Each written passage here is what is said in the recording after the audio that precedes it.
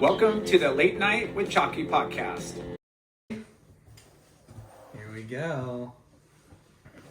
Friends and family, brothers and sisters, welcome to the Late Night with Chalky podcast. Yeah. Woo! Our guest this week, when not traveling, scoring waves, he splits his time between New York and the winters on the North Shore. He's one of the most creative aerialists out there, as well as a hard-charging barrel rider extraordinaire. His talents were discovered at a young age by Quiksilver and during a summer surf camp, I think. We'll find out about that. And it was to no surprise that Quik would invest and send him to Australia to train with legendary surf trainer Mick Cain. Yep. Dang! Yep. Results from training hard and just his pure talent, he won a wildcard and competed at his home in 2011 at the Quiksilver New York Pro. Yeah. That's wild. How old were you? I just turned 20 years old during that contest. In the middle of the contest time. With the years of traveling and paying his dues in heavy hollow waves in places like Mainland Mexico, Tahiti, Fiji, and winters in Hawaii, he eventually made a name for himself at the Banzai Pipeline.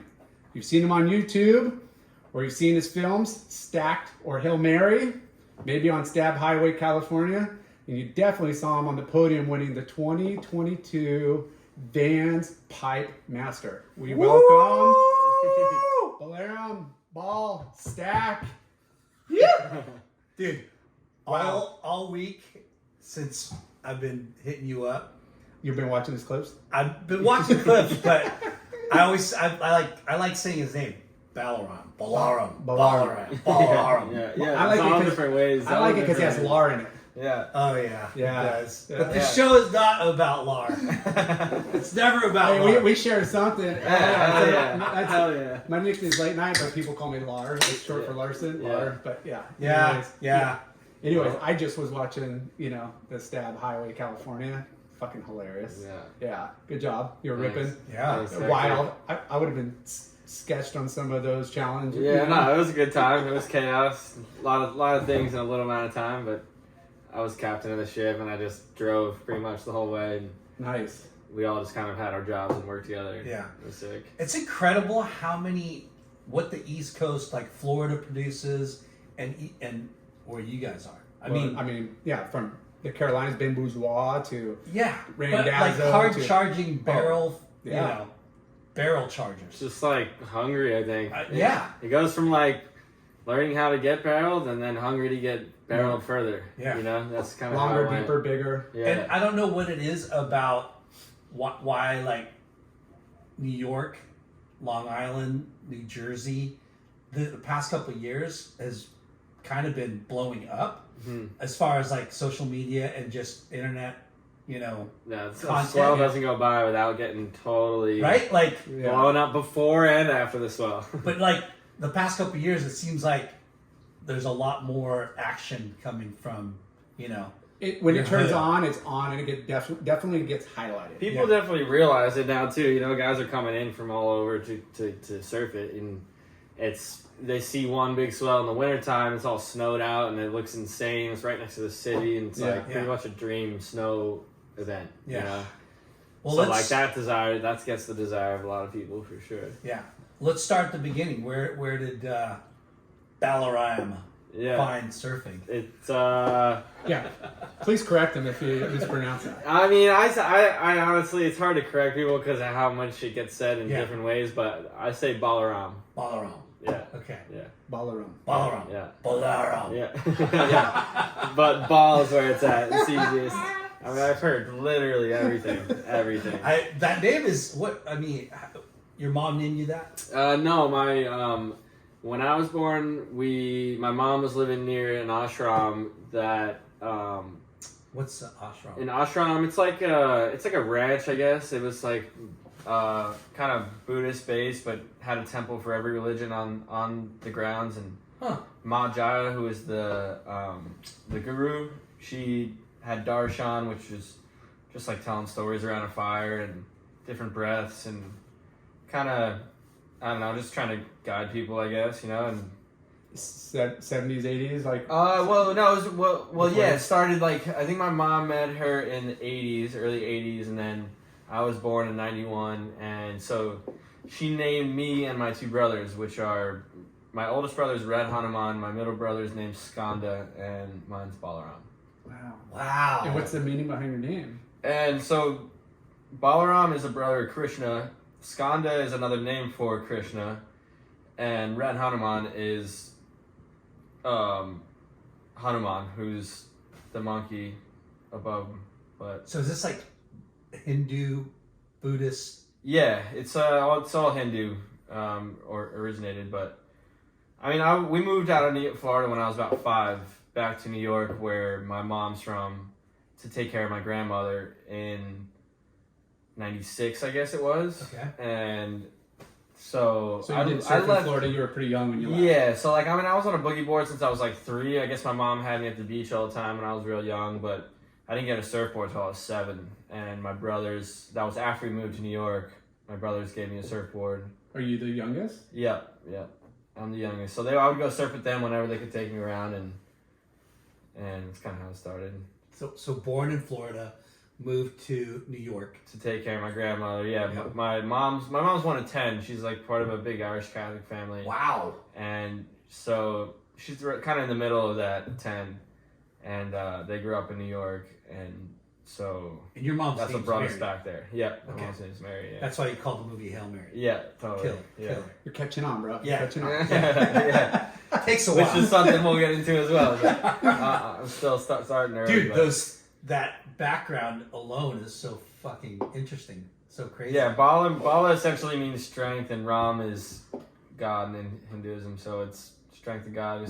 But it's if I ask anybody who's Hindu or from India or who is real knowledgeable about this stuff, they give me a different answer for my name every single time. Wow. They're just like, it means, what story do you want, you know? Yeah. But it's almost like aloha. I was just kidding. yeah. It's like another. Like, what does that mean? It means everything Yeah, Hawaiian. yeah. What do you want it to be? Yeah, I know it's hard to it's hard to give a straight answer because of that. Oh, Yeah. that was funny. Before you said it, the shock was there. So 5 years old, 7 years old is when you started surfing? Pretty much, yeah. With Just- my own board. Just summers, because obviously it's freaking. Yeah, just but it's summers cool. because the wetsuits didn't fit me until I was like 11, and then I got a women's suit that was just big in the chest, big in the hips, but the right height, you know, I could Yeah. at least fit the height. And before that, I would use a 4.3 with a spring suit over it and detachable hood, boots, gloves, and it was just like couldn't fucking move, like Kid in the Christmas Story. Yeah. you know, Yeah. couldn't put your arms down. The East But I Coast was warm, surfers, though. you guys, dude, hats off to what you guys, like, Put up with. the dedication it takes to be at East Coast. Like, we're so I mean, spoiled here. Yeah, I mean I think that's a part of like producing barrel riders out of the East Coast, because like whether it's the weather or the lack of waves, like you're hungry to get waves Yeah. when it's good, you know, no matter what the fuck it is. So Yeah. I think you take that elsewhere and you just go based off of what a good wave is, which is a barreling wave. yeah. That's what we Yeah. have. So your brother surfed and got you into it. Yeah. Do you remember what kind of board you got or learned on, or? Hand me down. There was hand-me-downs first. I think it was a Cannibal, and then I remember having a Spider once. I got a used Spider from a kid in town, Wow. The and Dennis Jarvis Spider. yeah, and that they didn't. Yeah, until I tried to sell it one day in Unsound, and then I show up to the shop and fucking all the boys are there that are around my age. They're a little older, everyone, but I show up and I can't find my board, and I go in the back and all I see is like a little blue chunk of foam. And I'm like, They what just the destroyed it. fuck happened to the Melted it. board? Everyone's just quiet, like doesn't even own up to any of it. You don't ride that West Coast shit over here. Yeah, it was fun. I was East like, Coast no versus way. West Coast. You guys, they tried to hide it too. I mean, the shop was such a sick place for me growing up. We spent more time there than in school, you know. Like, Yeah. fuck, pretty And that- much. and that's the Surf culture. shops, yeah. That was like, yeah, that was kind of the last of it, I guess, for us, you know. Like, Yeah. there wasn't really much for that kind of realm at the shop anymore, Yeah, it's kind of. It's yeah. a lost art. for sure. Like, We had, the magazines that would show up there, you Yeah, know, and they would yeah. get them first, and then they would, you know, The the videos, the machines yeah. playing, and it was And then just in the a- wintertime, it's freezing cold out, so there's nothing to do, no ways, and everyone would just come to the shop and It was a clubhouse. you make like little fucking games or whatever you can, Yeah. you know. Clubhouse plenty for of sure. plenty Yeah. of ground beatings that went down. I had Carlson around, and he gave us our fair share of ground beatings. Yeah, he's a big boy. Yeah, there was no telling him otherwise. I remember getting taped up outside the shop in like 2 feet of snow, and then having the fucking shop dog come and fucking bite your ankles, and then I don't know. It was Those just are a the lot days of though, shit. right? What doesn't kill us makes But it us was stronger. sick, yeah. But Yeah. I mean, I'm like, it obviously put everything in perspective for me growing up and growing past it, you know, and it just sucks to see the grounds that don't get it, don't understand it, and like never will, and Yeah. it's just like a lost piece that they kind of And we talk missing out on. we talk about, you know, at a young age, like typically you're on teams that your own age, you only play with the kids in your own grade, you know, maybe a grade above or below, but it's really fine line of like the gaps. Yeah. When you're at the surf, you know, shop, you're getting like, you know, you're surrounded by Multi-ages, multicultural, Right. Which is- everybody was. There was an age range from Yeah. like Yeah. 12 years And old all to these like 60 personalities. years old. Like, and that you're like listening to, and you're getting you got a tough it's all guy. learning. It's all learning. Yeah. You know, like it put things into perspective of like even traveling. You know, like there's so much shit you have to deal with traveling that would kind of like get people pissed off in other ways, you know, and it's just like I think it puts everything into perspective when you grow up in that, you know. Going back- nothing surprises you're like you. a people person without Yeah. really Yeah. having a job that kind of teaches those skills. Like Yeah, you're just because totally. they're in a shop, customer service, how to cater to the customer, and then you got the derelicts out the back for drinking weed, you know, smoking weed, whatever, and then you got you got get this, everybody, you got a little bit everything. of everything. Yeah, that's what was fun about working at Hunt. We worked at Hunt the Surf and Sport, That and was the best. I mean, yeah, like watching Everybody come kids, through. you know, coming in at elementary, junior high, watching them grow up, and then you had all these crazy characters. You know, you had the lawyers that would come in that were proper, but they were cool, Yeah, and then you had like, you know, construction workers or plumbers or electricians that, you know, had their own like yeah. You saw all Wait. walks of life. Yeah. all walks of life, but For you sure. learned like different personalities and People- learned how to talk people shit. Opens your eyes and to take all of it. it. People, You know what I mean? people- That it's such a people good skills. way of growing up to be like with even though it's grom abuse, it was still like character building, It was. right? I mean, yeah, big time. Like I think it showed me that like gnarly situations were only as gnarly as your mind makes them, and then if it's not gnarly, then you can deal with it in the right way. Yeah. You know, like That's a good like it's a good analogy because they're like these guys are running a business, but it is a clubhouse and there's a lot of like stuff that shouldn't be going on that's going on Yeah. and but what does it was. I was lucky. I was super lucky. I feel real fortunate to grow up in that era without the social media shit. Yeah. 'Cause I think that's what canceled it all out. You know, like you think you're can't do right. anything to anyone, whether it be honestly good or bad. You Yeah. know, like it's too Yeah. much talk about it at all. that was where that would be my hookup spot. You know, Yeah. all the chicks coming in at the beach. Yeah. I'm like, what are you guys doing later? Like, Yeah. let's get a number. How Like, you let's go doing? hang out. Yeah. Yeah. It's the only way you see people during the day. And obviously, they're coming through for surf I lessons. don't think I and ever paid for whatever. a bar of wax in my life. So you Yeah. Unsound was your spot. Yeah, Like and that so was your They brought they my brother started hanging there, and then I in turn started hanging there, and pretty much got me introduced to like local contests, to local sponsors, to bigger sponsors, and yeah. that whole So deal. let's talk about that. So how old were you when you were starting to get like good, like recognized to be a good surfer? So it's funny that Hail Mary is kind of like I originally wanted it to be like it's a film that's now coming out hopefully the next couple of months, but it's kind of a documentary style piece, which the first thought was like, oh, let's do a visual piece of home to Hawaii as a ground till now with everything in between. Nice. And it felt like we could do that visually without too much talking at all. And I was like, well, that's pretty ideal, you know, like you don't want to get lost in the talking, you know, like Yeah. if we can do it without it, that would be insane. But as that story came about, then I had to speak about it, and then I spoke about those stories, and I was like, my mom was the base of all that, and she could probably tell it a lot better than I could. So we got her on camera for like 6 hours, and then she became kind of the base of it, and calling it Hail Mary. Rad. That is cool. Yeah. There's not too I feel many. like that was a side note, but No, it's good. We're promoting Hail Mary. yeah, See you in theaters soon. Yeah, We're at Volcom soon. But you. no, you're right. So I came from when first time in Hawaii was after getting picked up by Quiksilver through a surf camp that Unsound had introduced me to. In what age? I think that was 12. 12, And you already 13. Was it Keckley 13. or the Rep? No, or- so Andy Ryan. Oh shit!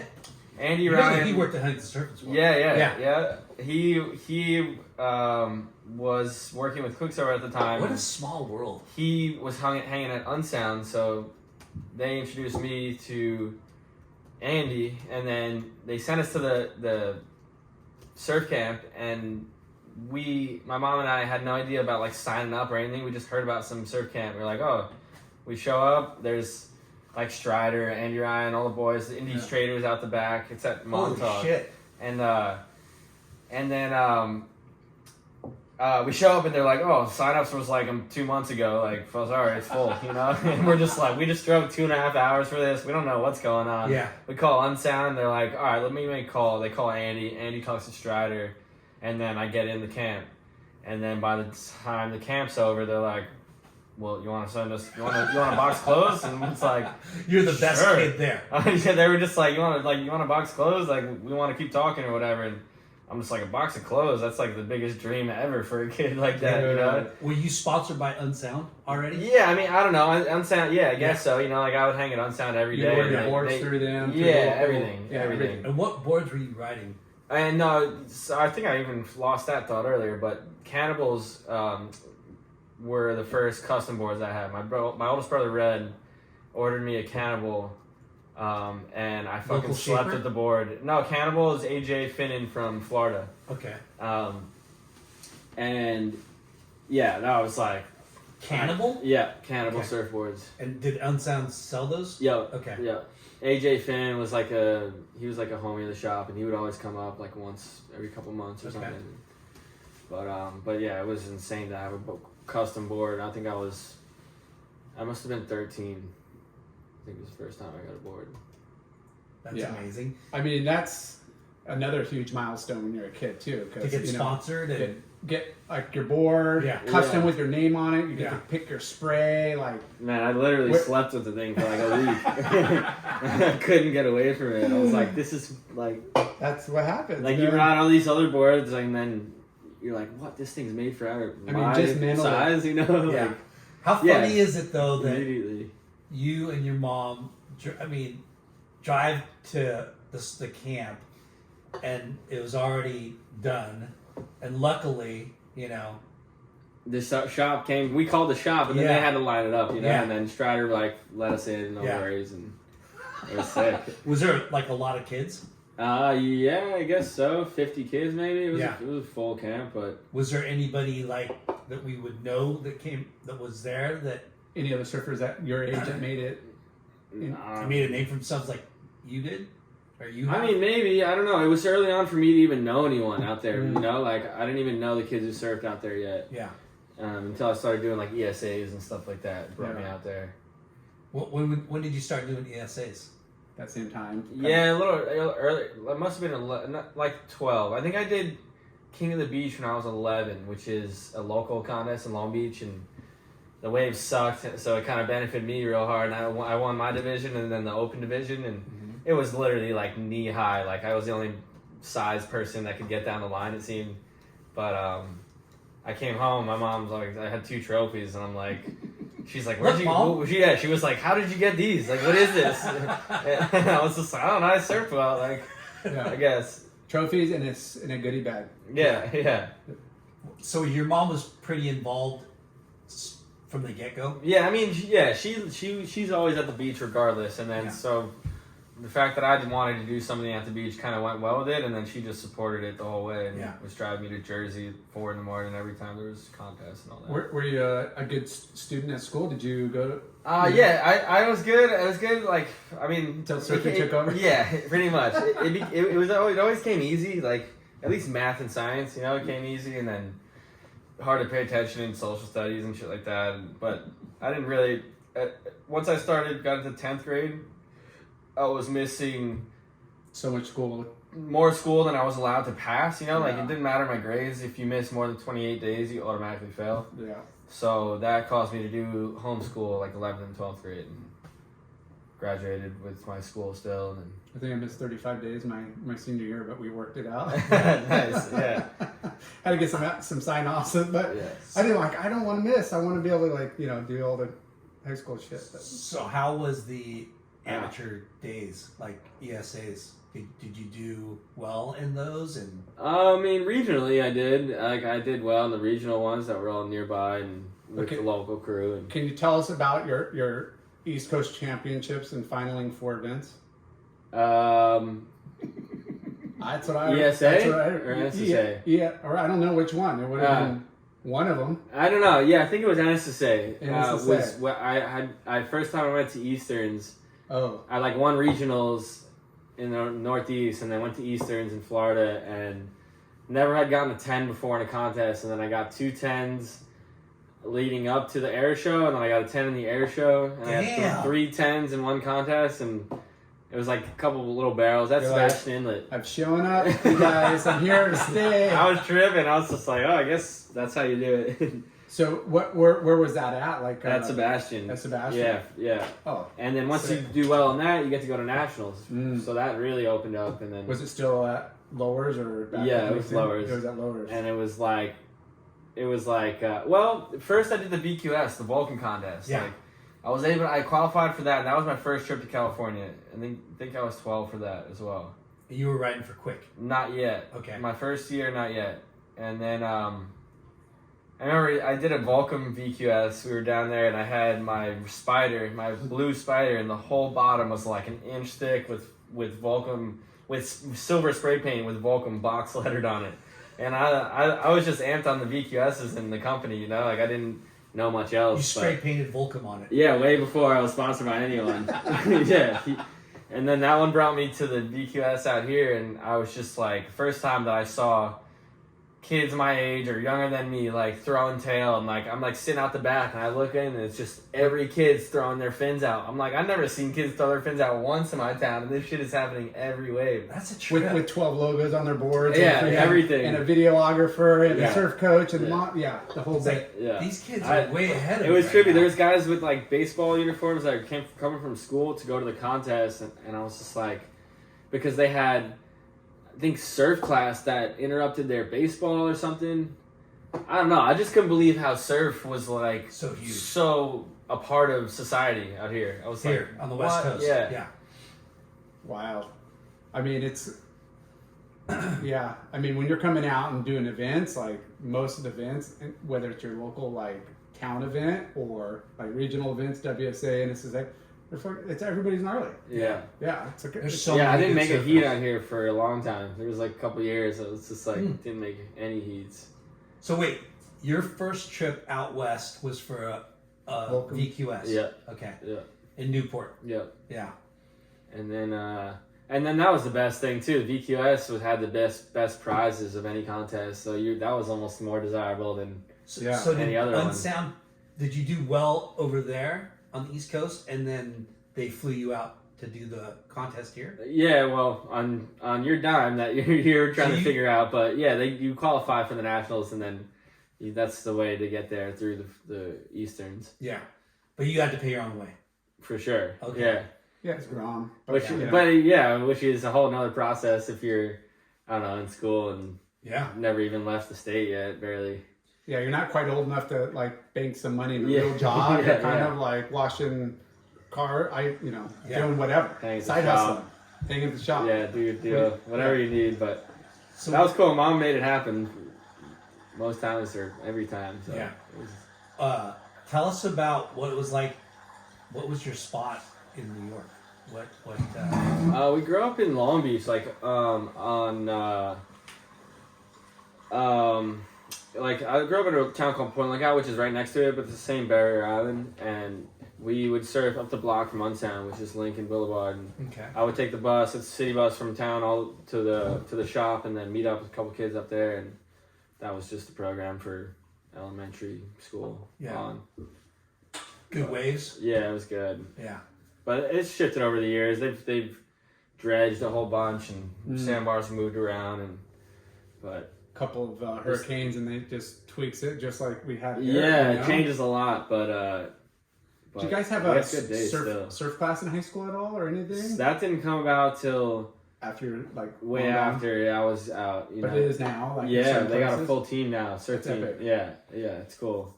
They're we were getting better spoiled- every year. Because we were spoiled here. Like they have junior high I teams. couldn't believe it when I Yeah. first came here. I'm like, you have it as a class, like you can surf, like Yeah. it's so far into my teachers, like Yeah. let alone have an excuse to skip class. Yeah. It was fun. Yeah. I mean, just because you get, to be on a team versus just surfing at a contest by yourself, like the team point, kind Yeah, of the gives board you- riders are getting into that now, which is pretty cool. And the board riders in the East Coast is starting to add a bunch of teams. Like, Yeah. become, Are Florida's you on pretty it? strong with that. They don't have one quite, I don't think, where I'm at yet, but it will. yeah. For sure they will. Jersey's got like I think, 8 or 10 of them. Yeah, I think Montauk is trying to do one. We definitely need our own back where we're at, but Yeah.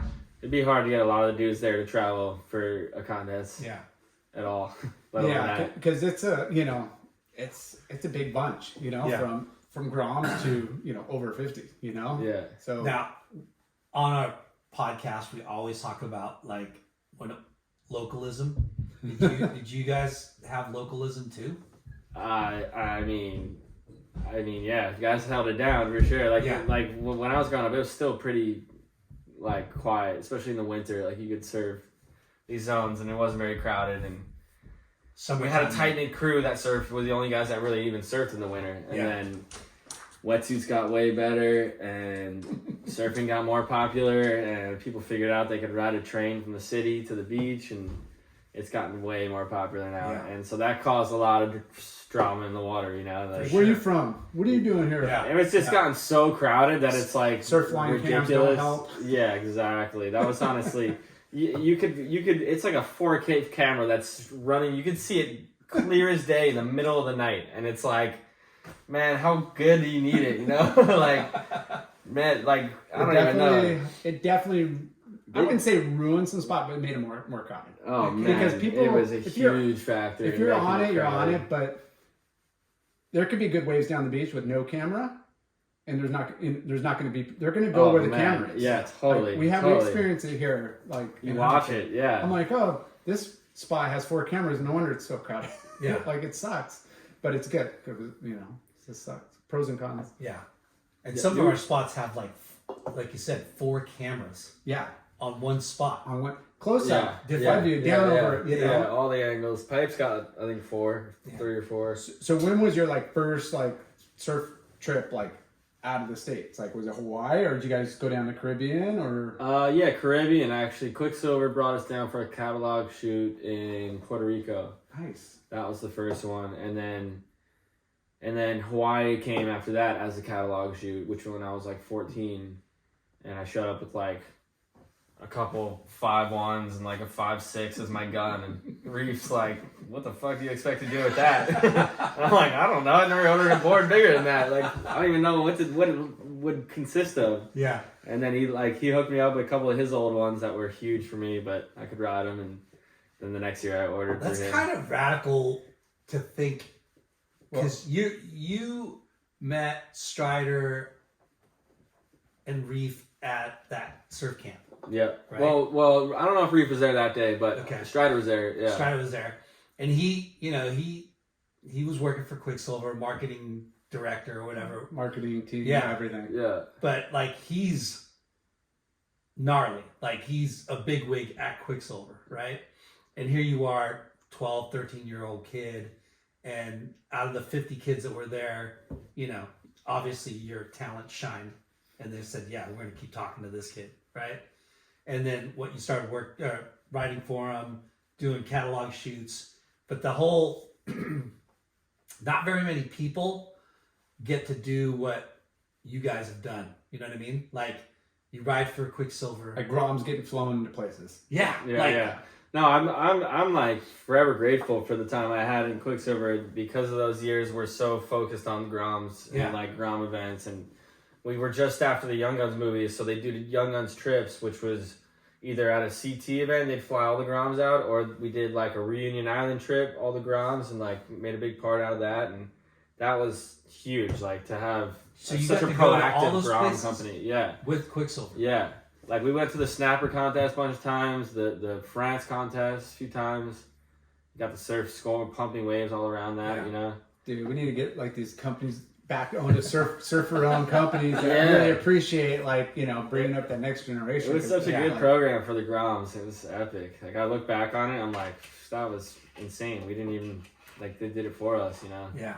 Well, it's rad because you had guys like Strider, Matt Keckley, that, you know, are gnarly surfers, you know, in their own right, and they're helping, you know. Yeah. They're talent scouts, they're gnarly, they're still doing, you know, whatever their careers still, you know, whether you're shaper or surfing.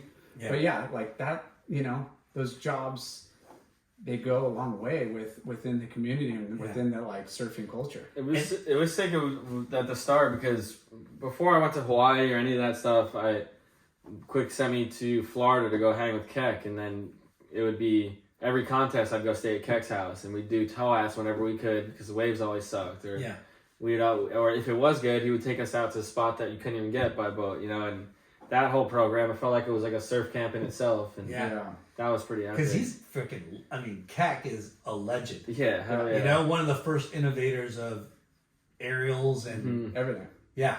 He's still doing it too. He's crazy. He still rips, still fucking shapes, and I mean, that guy is. We had him on the podcast a while back, and we need to get him back on. Yeah, for sure. You know? Yeah. So tell us about the first Hawaii trip. Yeah, first trip to Hawaii, because that's got to be, you know, intimidating, and a guy like, and we've talked to, you know, Chad Wells. He worked at Quik. Yeah. I'm sure you the whole time met him. He would tell us like, I mean, Grom, if you don't paddle out a pipe, you're off the team. Yeah. It was like that. Nice. It was more. It was definitely more focused around that, and that was like a simpler program, simpler time, I guess. Yeah. But yeah, it was pretty like cut and dry. You know, like you don't go to Hawaii to not surf pipe. You know, for sure. If you don't surf pipe, it's like, why are you there? Yeah, why are you trying to be a pro surfer? So before you ever made it over there to Hawaii to pipe, were you like, I'm gonna go and I'm gonna charge?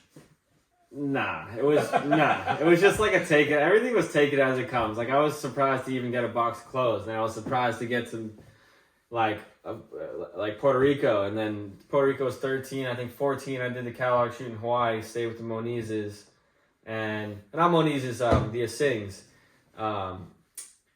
And I met the Monizes that trip, but I stayed with the Asings, Keanu and his dad and his family, and they showed my mom and I the whole rundown of like Hawaiian culture and the spots and everything. Yeah, kind of gave us like a little tutorial, personal, like, first year, like welcomed you in. Yeah, because Keanu wrote for Quiksilver at the time as well, and then we both stayed at the house the next year, and that was when I was able to order my own boards. And he pretty much was just like it doesn't even look paddleable, right? Like it's all white water closing out, and he's just like, you'll make it out eventually, just keep going, you know? And then he like paddles out with us once, and we fucking make it out somehow, and it's like, doesn't look like there's any way. And then once you're out there, you're like, oh, that wasn't so bad. I just had to keep paddling. Like, made it out maybe past the lifeguard stand, but still made it, you know? And then, where we like surfing like Sunset, Pipe, like Rockies, like all the Rockies, Holly, everywhere, you know? We pretty much try to surf everywhere. Yeah. Like, especially being with Tommy, Asing, and Keanu, and they were adamant about surfing everywhere. Yeah. There's some little gems that kind of are off the beaten path that, you know, you could score. Yeah. Because I'm sure we don't know really who these people are, but we know that it's happened where they go to Hawaii. Yeah. and they get humbled and they get scared and they don't do it anymore. You know what I mean? Yeah. I'm sure that's happened. You see it a lot. Yeah, you see guys don't come back a lot. But yeah. And whether it be like the wave, the crowd, like one or the other, Right. and like something you there. figure out, hey, I'm not cut out for this. Yeah. You know? And it's always, because I'm not a big wave surfer. I'll never be a big wave surfer. But when I like meet guys like you, you know, we've had gnarly people that surf pipe, that surf big waves. It's super interesting to hear all about it, because it's like what? You're from fucking Yeah, you guys are like the one. You're not even from the New 1% of York? surfers. You know, like in the grand scheme of things, like Lyndon's, Yeah. you know, like hey, there's a lot of people like me, and there's very few people like that you know. But when you look at Pipeline or you look at Mavericks or Wyoming, you're like, dude, there's a shitload of what, Jaws. There's that many people out. You're Man, like, this year. but that's very rare worldwide. Yeah, for sure. But this year was the most crowded I've seen pipe, I think, ever, for like without a doubt. Like I heard that one of the early days that it was second reef, it was crowded from first reef to second reef, and normally there's like a gap in between, but there was no gap. And Yeah. apparently somebody said that somebody counted on a drone like 260 people in the lineup or something at once. And it was just like, I was gonna guess like 150 or something. I didn't even know they could handle that many. That is nuts. It's crazy what COVID and vloggers have done. Yeah. Right? Yeah, Just big added time. too many. I mean, yeah, when I grew it's- up going there, It's a new generation. If you didn't know how to like surf, you're Yeah, not you out. weren't. They're like, They were kicking your ass if out. they didn't know you and you were they regulated. There's a there was like, I think, a gap between the guys that were regulating coming from that era to what's out there now, and there's a big age difference in that. Yeah. And the new guys are on the new wave program, and there's just not even much similarity to the old program, you know, and the old program is pretty phased out by now. Yeah. And there's guys, if you look at the, you know, top 32, and there's guys on the 32 that charge and they're gnarly, but they'll just go there for the event and they're out. They're like, I don't want to put up with surfing with this crowd. And then there's the ones that are like, hey, I rented a house and I'm here for like, you know, 3 or 4 months, like on it, you know, whether they stay their whole time or not. But, you know, it's just people, like you said, they either like the waves, but they could like it, but just not like the 260 people out and I'm going to go surf somewhere else, you know? Well, it's a different kind of breed or like mentality of surfing. Like surfing waves, like surfing Hawaiian waves is a different type of I miss surfing. it, but then I don't. It's so much there. I mean, there's so much power within it. So like, much power is and consequences, crazy. right? Yeah. Like, and it baffles me when I sit in front of guys like you that, you know, like New York gets big, but not like that. No, yeah. You know, like, and not like reef, you know, where you could die, right? Like, or get concussions, or you know what I mean? Like, accidents can happen in New York, but death can happen in Hawaii. Yeah. Right? Yeah. Like, And I always talk about like the deep water waves versus the shallow waves. And, you know, your mind works different when you're getting just throttled by a wave.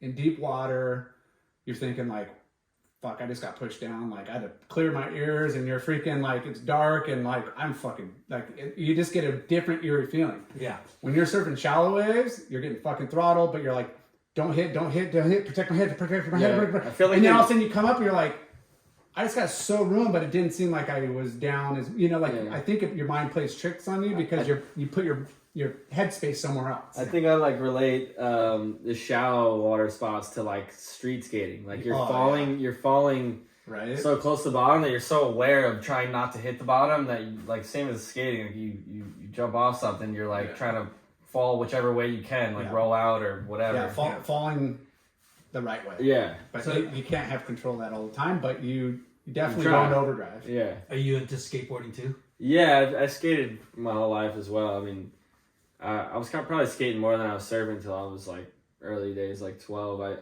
I broke both my ankles when I was like 13 within 3 months of each other. You're kidding. And they were just small fractures, but they got me to stop playing baseball and stop playing hockey, and then I just surfed pretty much after that. But still skate.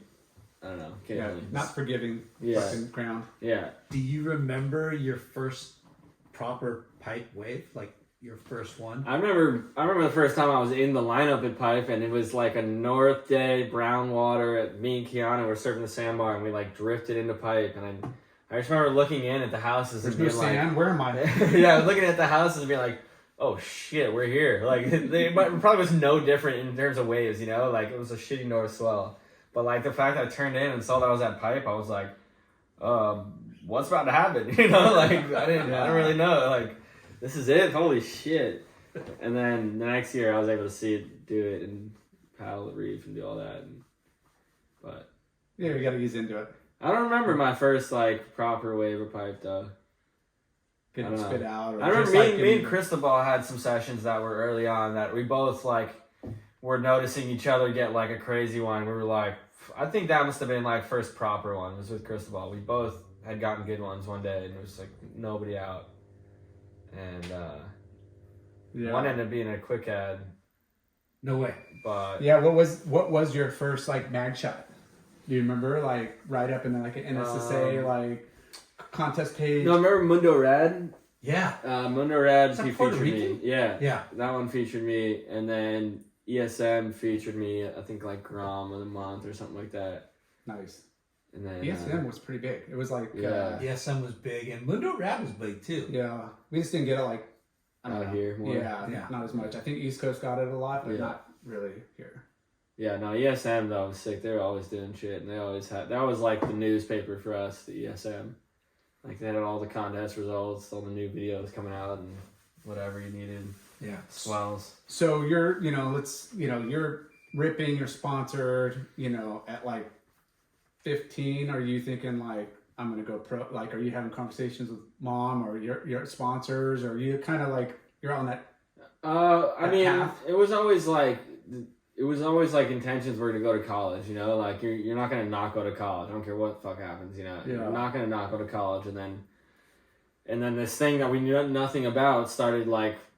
I like didn't have to get a job all of a sudden when I was like 15, and then I was getting free trips to leave the state, and it was just like, well, you're not going to deny this for this. Yeah. Like you're not going to stop doing school, but you're also not going to deny these trips that you never think you'd ever have the chance to go on. It's a short window, and you're young. Like you could always go. Yeah, it seemed like for a while we could do both. You know, like it wasn't on that many trips, and we were still getting the schoolwork done and whatever, and then. By the time 10th grade hit and was missing too many days to pass, so that's how that went. But and then it you was started cool. homeschooling. Yeah, homeschool for 11th and 12th, and then graduated with my high school and kind of left it there. But I think up until like 9th grade, maybe 9th grade was like a little bit of a turning point of like,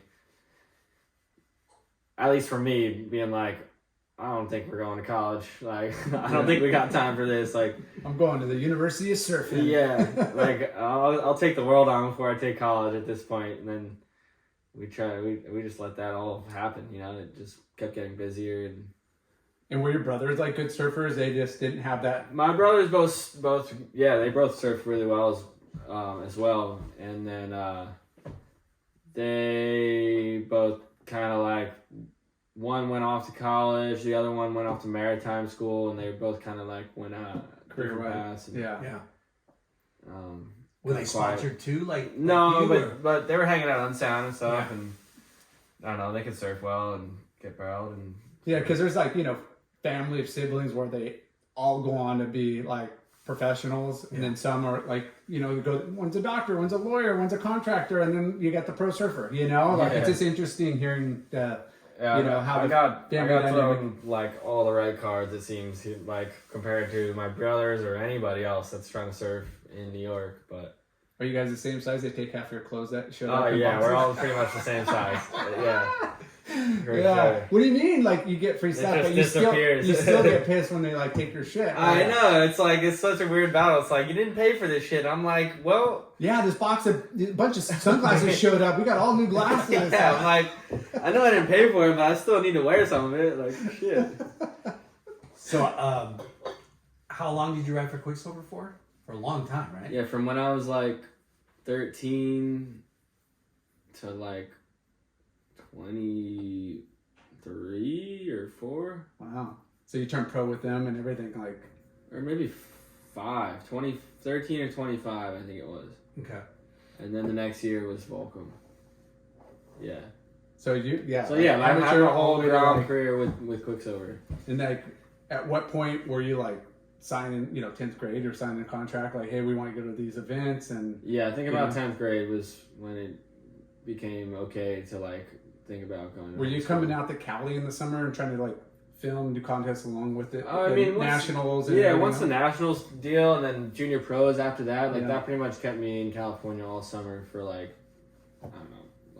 Would you stay in Newport or? Yeah, mostly Newport. Yeah. As years went on, I kind of like went to different zones. Like, I don't know, I had buddies kind of everywhere, so I'd like to split it up. But I'm more attracted to like the Encinitas zone now. It seems to be calmer, and most of my friends have moved down there even. So it's pretty sick zone. It feels more East Coast down there than it does say LA or anywhere. Yeah, it's not as built up. It's a little more hilly and it's a little more low key for sure. Nice. Waves get really good down there too. One of these, and then you gotta take a break. No, I just gotta give a time frame of when I'll be out of here. I don't know, man. They're trying to do dinner. Yeah. With Metal Neck. No, my girl and her. We got some shoots. Can we get you till 7? Another like 50 minutes? Yeah. Is that cool? Yeah. Yeah. Just like say, hey, we're wrapping up at 7-ish. Yeah. So, and we could come back on and do another take 2, but this is awesome. I mean, we're, again, people know you from what they watch surfing. They know you're on stat, you're on contest, but we really love like those kind of young years and like where you came from and where you're at now, but here. It's a lot. It's funny to speak. It's hard to talk about it, like especially with the movie. We're trying to. Cheers, dog. Thanks for having me. Thank you. Shoots. Yeah, Japanese lager right there. We tried to cover everything when I got on camera. I got on camera for like 3 hours trying to speak about my whole lifetime and it's impossible. My mom's life, and it's just like. I mean, trying to create thank yous for it, I was like trying to narrow it down so it's just not pages, and it's like, why am I narrowing it down? Like all these people meant something at some point, and it's so much, and then it's like every time I think of somebody, I think about a story about a different part, that they influenced me on a different zone, and it's just hundreds of them, so it's hard to really speak about it and like and you want cover to it all. pay respect to everybody that's helped you along the way. Right? Yeah, and you want to. That's the main reason you're here. Laura asked about magazines. Were you starting to make like video parts too? Quiksilver would have their like ground programs, and then you'd show up and like the Instagram, the online edits, YouTube edits started coming about. So you'd get a little clip here or there, and that was where it started. I don't think Instagram came about till like when I was 17, and then it just switched it up, instead of getting mags, you're just getting free content for them, and so everything switched. And Did you guys have like a little like East Coast video scene? Like guys in your like area be like, hey, let's take turns, or you had a friend that would video? Mike Nelson, who started Unsound, he was like the pioneer kind of shooting in the water in the winter with film, having to run out in 30-degree weather and change the film, go back in. Wow, that's hardcore. And with film, not digital. Film photos, yeah. Wow. Film photos, yeah. And then him and Dave made a movie out of VHS tapes. They finally were able to put that on a computer, make an edit, and then sell VHS tapes. And that was the first video, I think, that came out from New York, Couch Tour, which was I gotta a favorite. It's a favorite. And then Couch Tour, and then they did North of Nowhere after that, which was DVD time. Nice. When DVDs came about. Yeah, because I mean that when you're a kid, like getting that video, getting photos, analyzing like everything about it. It was just starting, just being able to do that. Yeah. Did you have any coaching at all? I mean, at home, not so much. Like I was just learning from the elders, like all the boys, and then Quiksilver was really they were really pushing the coaching thing, which was insane because it was like a whole world I never even experienced. And then I got to go spend time with Mick Cain over in Oz and do his camp with like Marzo and Garrett Parks, and it was so sick because we weren't even like we all definitely desired free surfing and how like Dane surfed or like how guys like that weren't necessarily known for the tour were surfing, and my first time in Oz, and I'm like, all I want to do is fucking surf. I don't want to do fucking turns to the beach. Like, come on, let's do like what the hell. And then once we got into it, it was like, oh, we're actually surfing heats and waves. This is sick. You know, like you finally get to surf some real waves in a heat. And Mick Cain was real adamant about it, and he was able to like show us the ways, you know, whether we accepted it at the time or not. I was looking back and being like, I know how to surf at heat because of this, you know, this whole experience. Time management, but also like maneuver, like a lot of it analyzing at the time. A lot of time it was like trying to serve at 70%. That was the whole thing, like because otherwise you go out, you want to do the best air you've ever done. You want to get the biggest barrel or deepest barrel you've ever done, biggest turn you've ever done. Pull back a little bit, and it was like having that mindset of like, no, you want to do like 70% of like 4 turns to get 100% score, and that was a big. Learning curve. Yeah. Let's not go 100% and fall 50% of the time. Let's tone it down and be consistent and be get 70%. It was sacrilegious feeling at the start, you know? Like I was like, what do you mean? I'm having like the most fun, like the best waves I've surfed ever in my life But it's a huge, in retrospect, it's a huge confidence booster because you're like, dude, I could drop 7s all day long and not fall. Well, once you did get a score, you were like, wait, I got an 8 for that? Like, fuck. I was like, I was trying not to do it, you know? Like, you do a couple turns that connect to the beach and like... The consistency and just fundamental. I don't think we've ever heard that, right? That's a rad tidbit of inside information on coaching. Because we've interviewed coaches too. We had Jake the Snake on, right? And we had this kid, Christian Signs, who is doing a lot of coaching now here in Huntington, but... Like that philosophy of, hey, stick at 70%, and you'll make your heats, and then peak at the right time, right, and go for broke when you're in the final. Yeah, which I mean, it's not to say that I was like able to land 10s all the time, which is why I surfed it. It was just like I surfed because I liked doing this, you know, and I like trying airs or I like trying the biggest turn I could do, which got me nowhere in a heat, but like. The happy medium there was where we found balance and we're able to like continue or like make some heats, you know.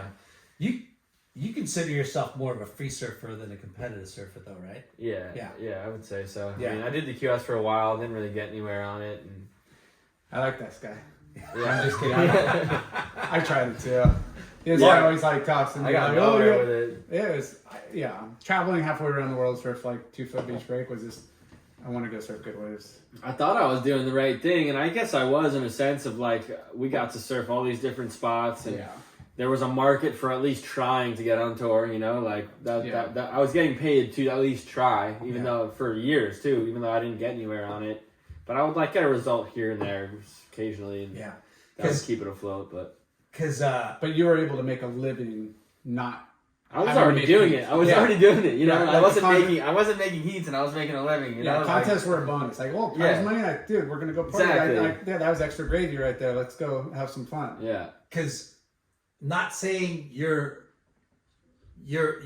and Larson's careers are almost similar. You know what I mean? Mm-hmm. Like, believe it or not, Lar was a big deal back in the day, right? Like all the videos, like he was in all the Taylor Steele videos. Word. I just rode for Stussy. Good waves. Like he had killer sponsors, always got in the mag. I mean, shit. Back then, if you were in those videos, that was you were doing your job. That was for sure doing your job. Yeah, and without the contest, which is huge. But they also had contest clips in those videos. Yeah. You know, it would be like, okay, I'm making this much. Yeah, I'd make 40, 50 grand in prize money. I'd spend 40, 50 grand doing all the contests. Mm-hmm. So it's kind of like I'm traveling, I'm doing it, but then it's like I'm not surfing the best waves all year round. Yeah. But we would go Australia, surf the contest, stay an extra, go 2 weeks early, stay 3 weeks late, go hit Indo out. You would work in other trips around the contest. Right. But then you were like, man, I gotta, like the emotional factor of winning and losing, or traveling halfway around the world for a contest. Waves suck, lose, travel, somewhere else.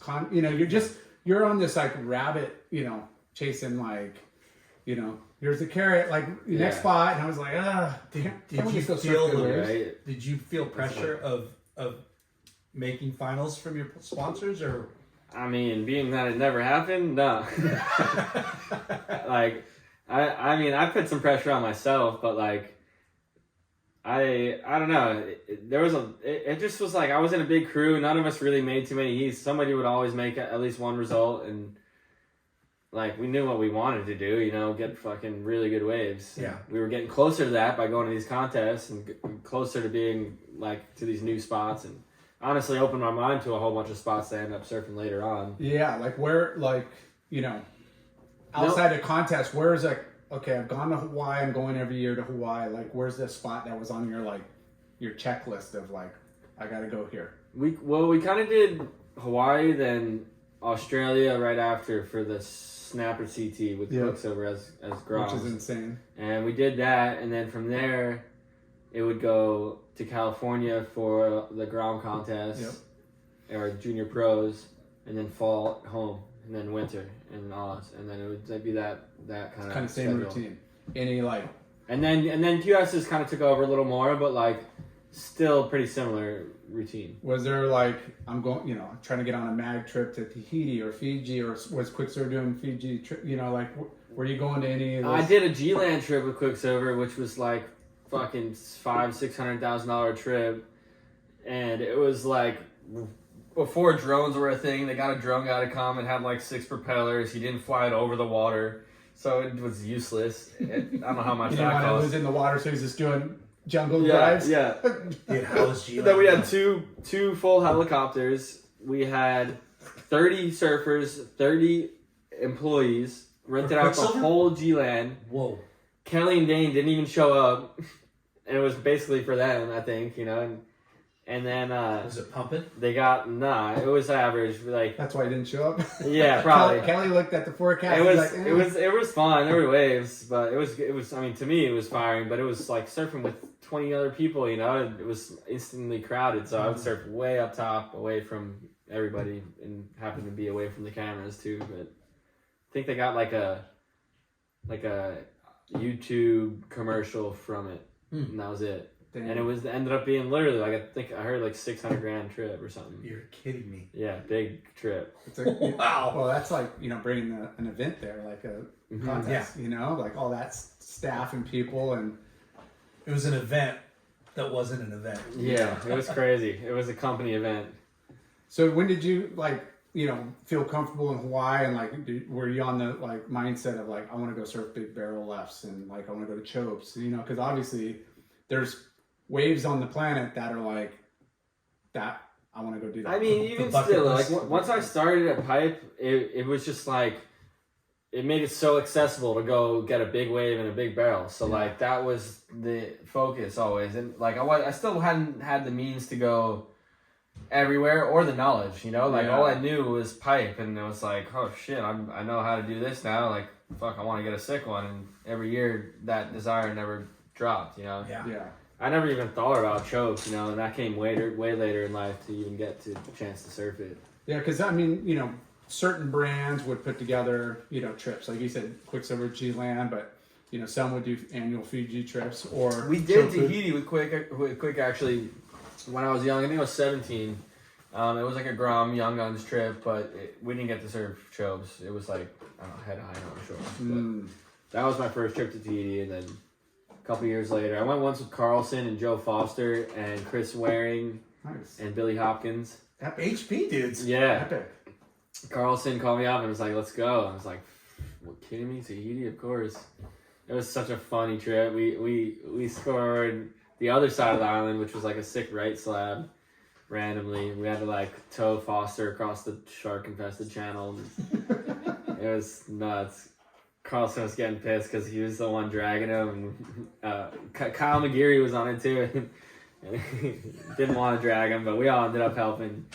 It was epic. Drama. It was funny. Those are like the best trips, though. When it's like you're going with a group of friends, and nothing's planned. Like we like were a lucky to Quiksilver have trip. Carlson to have him as like the But what a big contract! Ringleader? yeah, the ringleader to Yeah. make shit happen for But sure. what a We were big such contrast groms. from Quiksilver to like just bunch of groms Mm-hmm. charging Tahiti.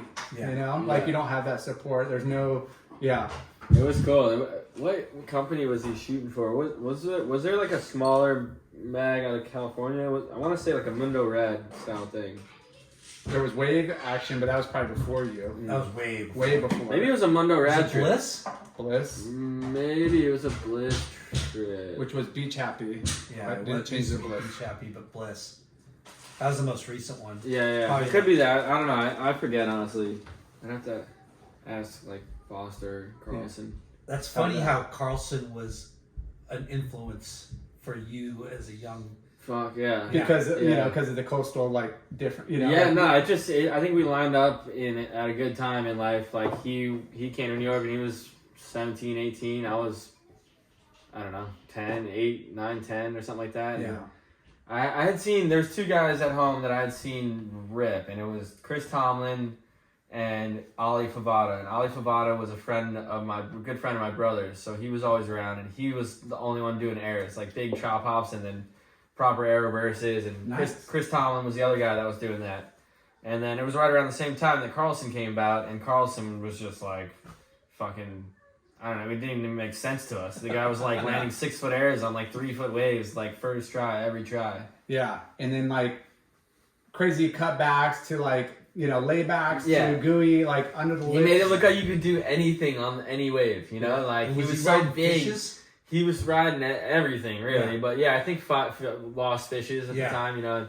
They had the carbon ones, like the hollow ones, the Visos. Yeah.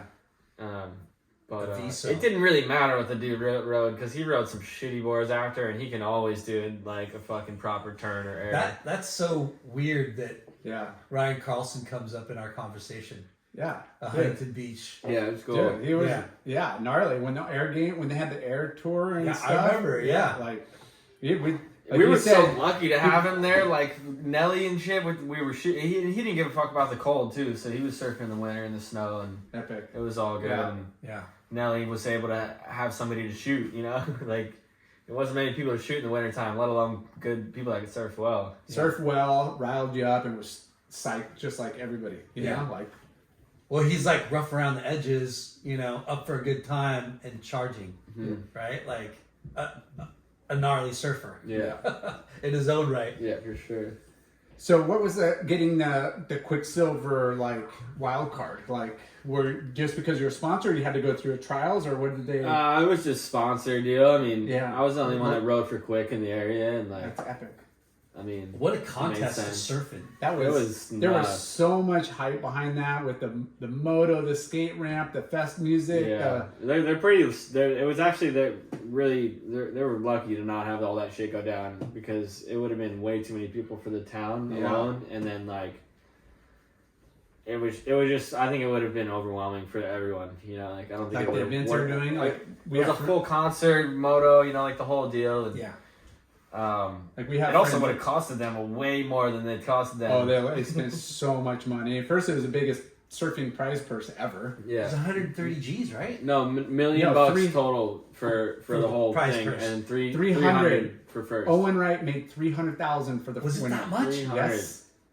Yeah, Slater, I Slater got got second for you got 100, right? Or yeah, 150. I you know what I got? And the waves were insane. I got fucking a bit. I got the fattest check I've ever seen through any surfing 50 anything. G's or something. I got $9,000 for Nine. last place, dead last. Didn't beat a single person in the whole contest, and I got $9,000. Thanks, Quik. I was like made like $1,000 before that, like, and until this Pipe Masters contest, I had still not made more money than that in a single contest. That's crazy. The Last $9,000. place. Yeah. First I got smoked. I didn't have any heats with good waves, but I got smoked by Kelly. I mean, I was. Oh, that's right. 20. You're a wild card, so you're going against the I went best. Kelly and Ross Williams on the first heat, smoked by both of them, and Who'd then you get rematched up? Mick was in the next heat, and it was like chest high. Fanny? Yeah, it was like chest high rights, and Mick is doing like these like 6 foot airs, and like you never see Mick do airs, and it's like perfect, just right ramps, and I just got smoked. But how old were you? 20. Okay. 20. It was funny. I turned 20 in the middle of the event, and we go to this bar that we always go to across the bridge, and it's a night, so there's nobody in there, but I have like 15 of my friends in there, and we all do a shot, and they're like, somebody catches wind that I turned 20, and they're like, well, you're not even 21. They kick us all out. They were like, all right, thanks. Fucking happy birthday. See you later. And then, But, and then, dude, and then you the got next day was 9 my heat. Next day was my heat with Mick. Yeah, first heat in the morning, 8 in the morning. Not that it really made a difference, but Yeah, you need a couple of shots just to kind of calm the nerves. yeah, it was like that. It was fucking. There was some nerves for sure, and they put me up in the hotel with everybody else right there, so it was a revolving door of all my friends Well, in town. it's only upside for you. And like you said, if you got the waves and whatever, like you're gonna give it your all, But Dude, to go up $9 grand. yeah, It was supposed to be 11, and I had a $2,000 wild card fee. yeah, because you're not an AS Yeah. member. Or I whatever. mean, I was a member, but like I wasn't on the CT, I guess. I don't know. Taxation. Yeah, some kind of. How Wow. crazy is that? Did you know that going into the contest? I didn't even know how much money I was gonna make. I was just so overwhelmed with what was going on. Yeah. Like I was in the biggest contest in the fucking history, and it's at my hometown. Like, Yeah. I was just doing it fucking 15 interviews a day, and like just trying to like all the keep write-ups. up with it. Like, Yeah, was like your fan base, all the locals, obviously just. It was cool. It was raining and fucking shitty at first heat in the morning, and they all showed up to come see my heat at Mick, and I got smoked again, and whatever. They're all stoked that we got to go drink after and fucking have the best time. But That's so cool. when somebody told you, oh yeah, you're done, but go pick up your $9,000 check. I was like, what the fuck? I was like, where are we going? Yeah. How gnarly would that be? I mean, You're like, wait, what? I didn't even I realize lost- till after. I Yeah. lost the contest and I'm collecting a $9,000 paycheck. I remember. Trippy. Yeah, I remember like going overseas. So like there was the Bud Tour, the ASP Bud Tour, whatever, and you would get paid and they write you a check, domestic, whatever. And then going overseas and getting money, it was either $100 cash or American Express like checks, traveler's checks, and yeah, you just like The cash was you nice. just go like whatever. Yeah, I was fine. I never made enough cash to worry about traveling with it. But you would like get paid out. I'd be like, dude, when like depending on where you're at, like, well, fuck, what am I going to do with this? Yeah. I can't wire it home. Like, you got to carry it. Mhm. Like, what am I going to do? Yeah. It's kind of sketchy, but it was nice to get cash. Yeah. Luckily, you didn't have to. You didn't make enough that you had to. What do you call it? Declare it. Yeah, right. I never did that. I had to do that. There was one time from Japan coming home where I had more, but I just didn't say anything. Yeah, then they're not going to It's count. been 30 years. No, but it was if I, money, contest money was great. You do what other like top results did you? I didn't win enough contest money to make it significant. So when we did get contest money, it was like. But you Let's chased have the some fun. QS. Did you have did you make any fine? Any? Lacanau was the best I think I did, and I believe I made semis or man-on-man quarters. Nice. I don't know, but every year Lacanau was like a contest I would make heats in, and that was so similar to home. It was just like rippable ramps, like Newport style. Like, Yeah. Crazy tides. Conditions changed. But just my Vibe. kind of shit, like it was like just fun beach break, like real rippable beach break. You felt comfortable, and that was like your strong. That was the only one and it was consistent with waves. Every year they had waves. So France is awesome. yeah. Yeah. Love That's that place. awesome. Both in and out of the water. I've never been, but watching it over the years. We had Yeah. some fun ass years. I mean, we were just talking about it. I think yesterday we're like, man, I wish they brought back like the Hostel. Oh, that's right. Yeah. Like it was cool when they had the Scotland event, the Coldwater. Remember Coldwater did like a the few ODL of those? did their like cold air, cold water. Yeah. And Scotland, like that opened my mind or my brain to Scotland and the airwaves, and I've been like 7 times now since that event. Wow. It's like that was one of them that opened my eyes big time. And I'm like, holy shit. I heard it's like a cold Indo, right? Yeah, I mean, it's got so many waves. They're all different kinds, slabs, point breaks. Yeah, like- if you look at that coast, it's just like. I mean, it's freezing cold, so I don't think anybody should go there. But Yeah. Yeah, I did an Ireland trip and it was freaking pretty rad. Like waves wise, culture. Yeah. You know, like Yeah. just it's Biz- like an bizarre Ireland, but scenery. instead of like a couple other surfers, you just see sheep. Like there's no other people. Like you don't see other people. It's just really. there's really no surf shops remote. or nothing. You know, like yeah, it's funny. Yeah, our buddy Timmy Riz, he's an O'Neill guy. And Yeah. he's always about like going to Arctic Circle or Canada or Alaska or Yeah, Scotland. I respect his program heavy. He's always scoring some random stone by himself. Random. Like Charges too. yeah, charges. Yeah. I mean, it's funny how people forget that he was on the CT because He rips. when you see him surf, it's like, oh, he's a CT surfer, you know? Yeah, like maybe you don't see him surf as much, which makes you forget about it, but like, Yeah, he surfs so well. Yeah. now he's in like doing camps, like Timmy camps down in Yeah. like Nicaragua or Costa Rica or El Salvador. You know, he's kind of been popping around, like finding a destination, which is, dude, epic. Yeah. Go surf with Timmy for a week, like Yeah. sign me up. Yeah. I think the Hobgoods do that every once in a while. They'll do like a trip, A like couple guys doing it. yeah.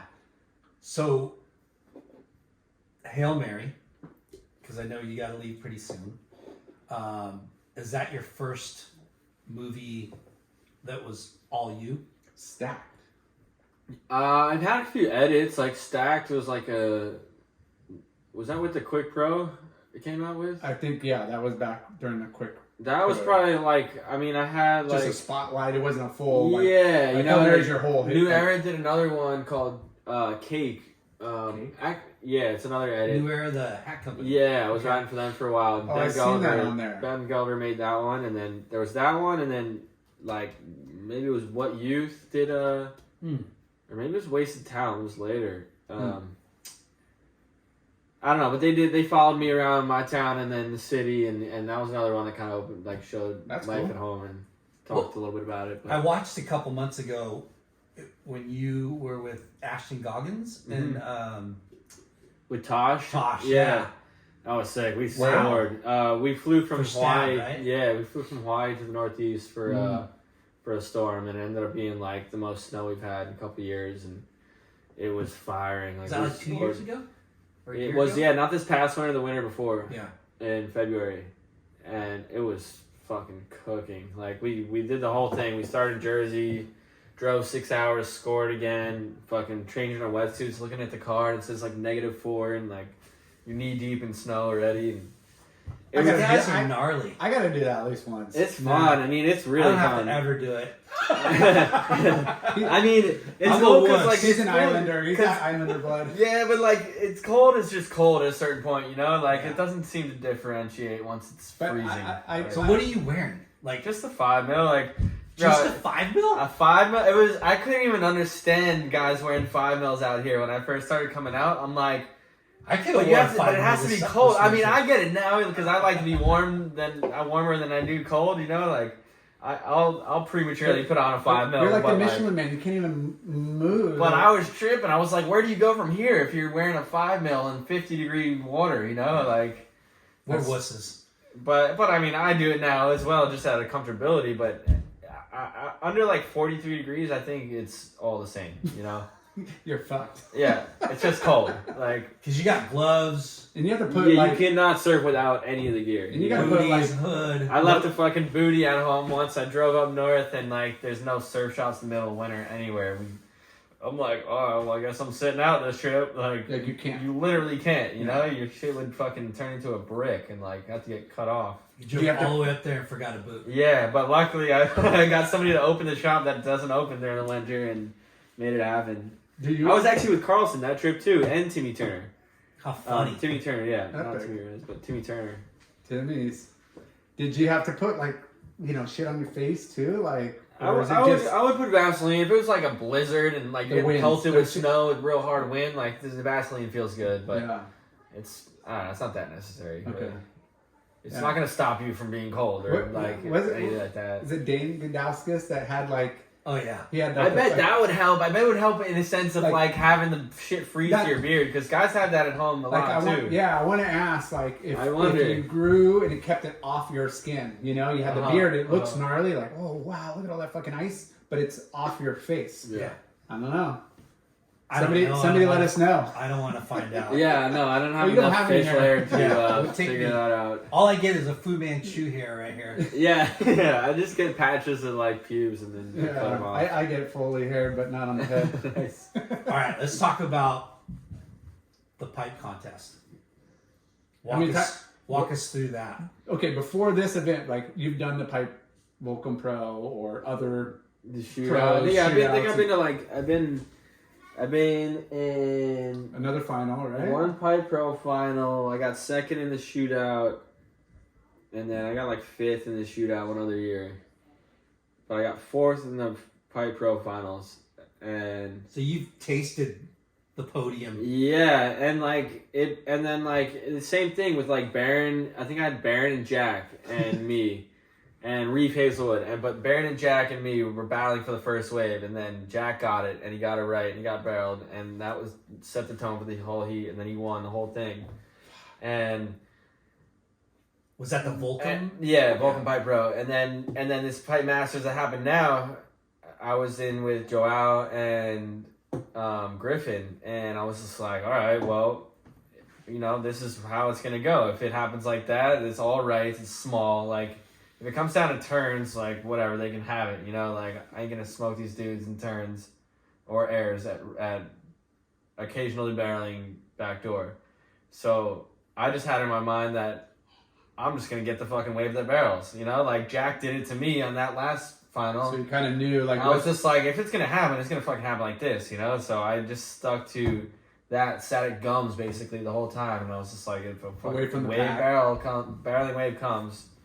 I'll be there, you know, and I got pushed up the point a couple times. Like Joao kind of snuck in, and then Griffin was pretty beneath me the whole time. But there was no waves, so I could go as far as I want, you know. And they were never gonna pass me, and they would give up eventually, and I would sit back in the zone. And then eventually one came, fucking nobody had gotten a barrel yet, so I was like, oh, it's a score. Paddle back out straight into another one that everyone's out of position on, and it was just like.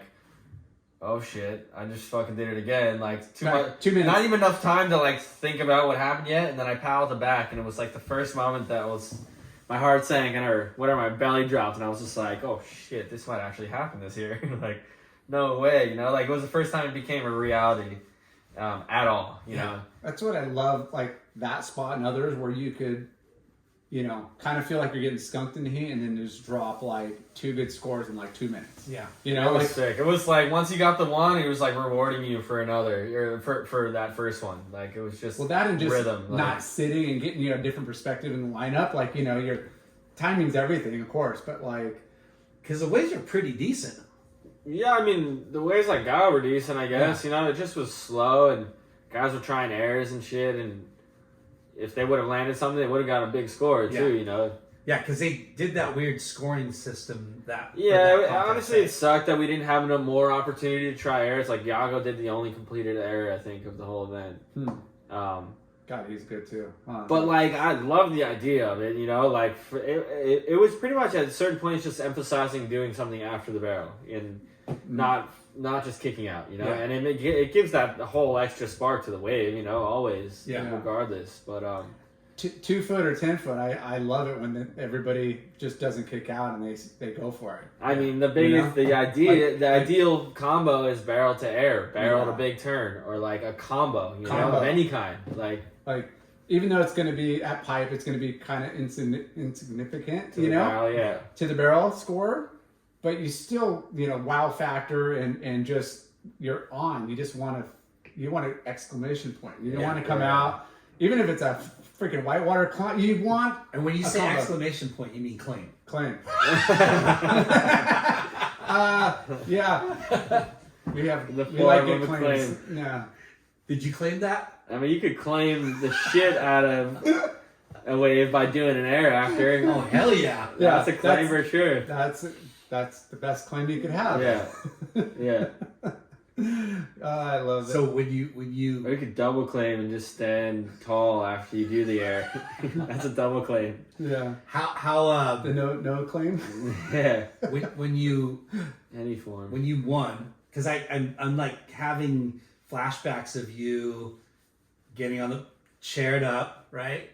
And then you got on stage, you got your mom on stage, like it's the biggest win of your professional career. by big time. I mean, it was nuts. That was so the first one was getting the second wave and being like, oh fuck, this could be a reality, you know, Yeah. this could be real. Because you know what everyone's doing. You know all the scores. You know You got an idea of what's going on. Go flat, go flat, go Yeah. flat, go flat. No sets. I would, yo, you want to hear something crazy? Everybody that's ever coached me into a heat or like put me in a position of doing well in a heat is gonna hate this, but like I had those two scores and like there's like 5 minutes left and these guys are getting smaller waves to the inside and I'm just like kind of stressed and like more thinking about the possibility of it really happening, and it's like kind of that gut feeling of being like, I need to do something before I like spontaneously combust or something, you know? Yeah, like, Gotta stay busy. If you're not thinking about it. stay busy and then try and then I went on this shitty little wave, right? With 2 minutes left. Lost priority.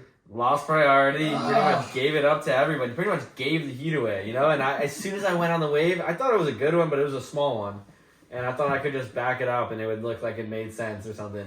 And then as soon as I went on the wave, I fell. I was like, didn't really barrel hard. And then all I could think about was everybody at the house losing it, being like, oh my God, he just gave it away, you know? Just gave the whole thing away. You've been on the other side of the script many times. Yeah, when you yeah, watch exactly. Like 1,000 heats. You're like, why did he do that? Yeah, like it must have looked funny from the beach, you know? Like immediately I was just like, oh, everyone must be 2 minutes losing left. it. Yeah. Were you free? But like I don't know, it gave it to me as much as it gave me that second wave. You know, like the biggest set of the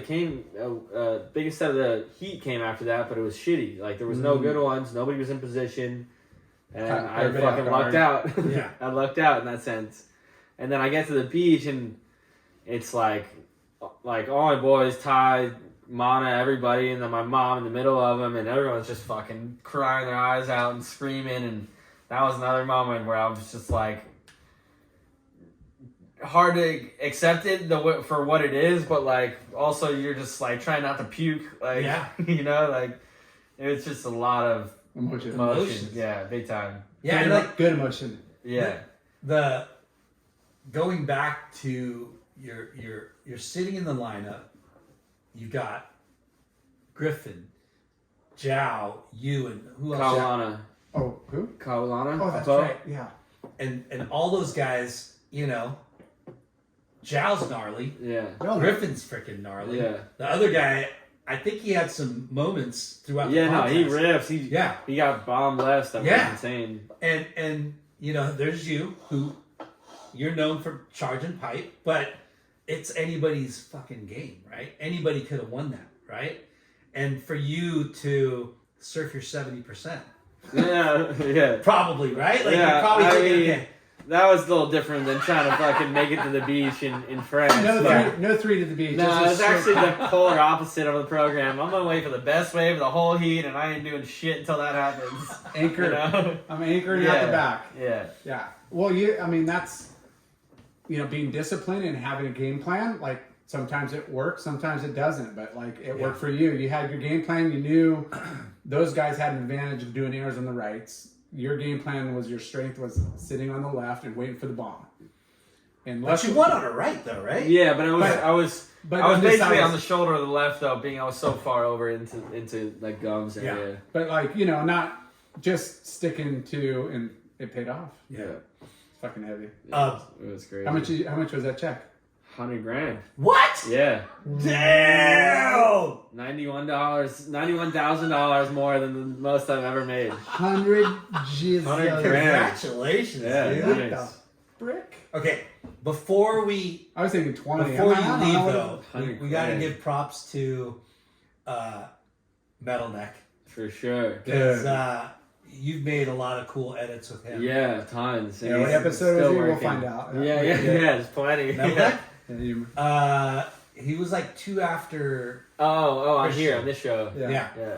We had Christian on, and then I I don't know how I stumbled upon Metal Neck, but I knew that Christian's videos were Metal Neck, so I reached out to him. Yeah. And you worked with them a lot? Yeah, we've done a bunch of trips together and did a lot of stuff in Bali, for right? a long time. Yeah, no, deserts. Yeah. We had some desert stuff, and then we went to Costa last year, and we've kind of just done random trips here and there. Yeah. But yeah, Tromberg's a man. I'm always stopping by and trying to cook up something. Yeah, he's super creative. So Hail Mary, how long did it take you to make the movie?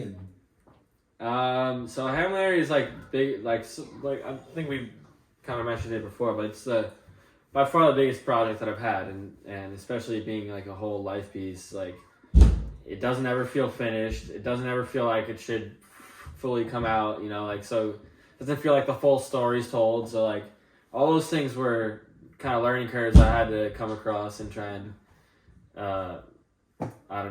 accept or get past. And it started like maybe 3.5 years ago or so, and Ben Gulliver, and who we've worked with a bunch of times before, and he was all inspired to put this life I had together in a sense of a film. And like I said before, it was just a snowball effect. Like it was supposed to be visual, and then got talking, and then had my mom talk, and she told the story way better than I could, had more stories than I even had, and a good different perspective too. Exactly. Like what you have versus like your biggest number one fan. There's a whole lot of a whole lot there before I even came into the world too. So after what I kept hearing afterwards was like, we want to see the movie about your mom now, like, which is insane. You know, that's so sick.